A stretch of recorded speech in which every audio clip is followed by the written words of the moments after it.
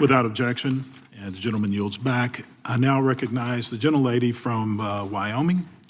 Thank you, Mr. Chairman. Mr. Romano, did you prosecute anyone related to January 6th for engaging in an insurrection?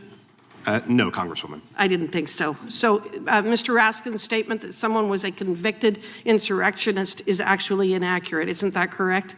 I wouldn't say it's inaccurate. Well, a convicted insurrectionist. She wasn't a convicted insurrectionist, was she? Would the gentlelady yield? No, I will not. Mr. Romano. Do you accept seditious conspiracy as insurrection? Mr. Romano, I will reclaim my time. Mr. Romano, did you prosecute anyone for engaging in an insurrection related to January 6th? For the crime of insurrection? You did not, did you? This select subcommittee is committed to undertaking the investigation that the first select committee never conducted. How did this security failure on January 6th happen, and how do we ensure it does not happen again?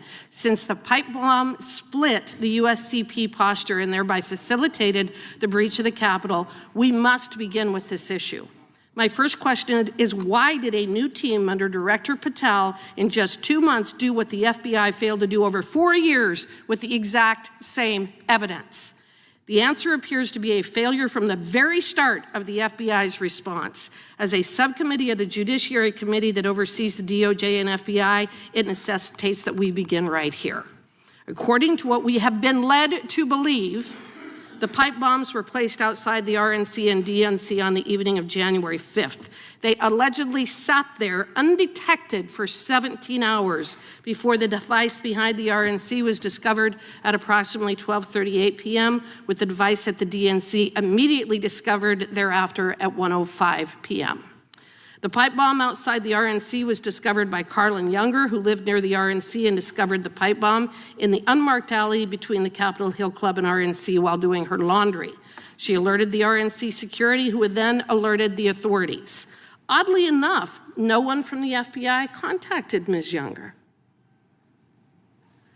2 days later, on January 8th, Ms. Younger had to proactively contact the FBI through an online tip to identify herself as the person who discovered the pipe bomb and to offer her assistance with the case because she had not yet been contacted by the FBI.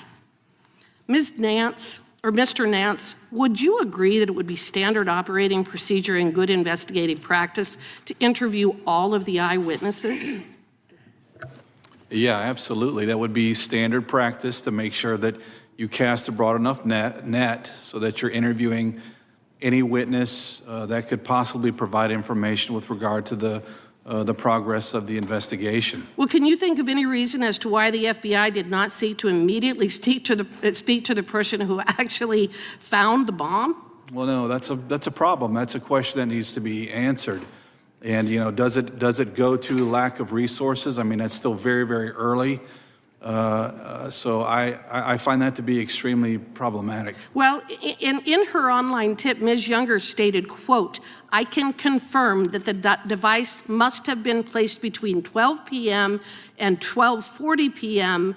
Eastern Standard Time on January 6th, end quote, because it was not there when she first passed the area around 12 p.m. So when was the bomb actually placed and by whom? The FBI finally interviewed Ms. Younger 3 days later on January 11th, and it confirmed her testimony that the device outside the RNC was not there before 12 p.m. on January 6th. This leads us to 3 significant data points. First, the bombs had kitchen timers for 60 minutes. Second, the witness who first discovered the bomb noted it was not there before noon, about 60 minutes before the meeting of Congress. And third, if in fact the bombs were placed the night of the 5th, they sat there for 17 hours in a highly trafficked area, undisguised, without detection, until the most crucial time for security that day, which was when Congress was voting to certify the election. Mr. Nance, what should the FBI have done with this contradicting evidence? Well, the Bureau should have run that all to ground. I mean, every resource should have been made available to make sure that, that those questions got answered, and that simply did not happen. And I think that had to do with a less than ideal leadership posture.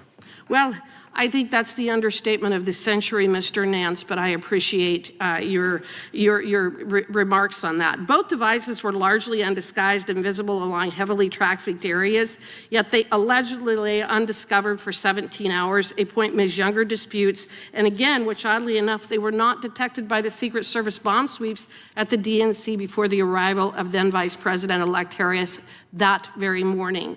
Does the fact that these devices were not detected for 17 hours raise any questions for you? Well, of course, I think it does for everybody. You know, though the January 6th investigation was just beginning, and I suppose you could make an argument that resources were stretched thin, the gravity of the placement of these, where these pipe bombs were placed, suggests that that should have received, at least the same or equivalent amount of resources that the broader J6 investigation. Well, then I appreciate not only did it not receive the attention, the January 6th committee entirely ignored the placement of those bombs, which tells you that they had an agenda that they pursued that had nothing to do with what actually happened on January 6th. With that, I yield back. Gentlelady's time's expired.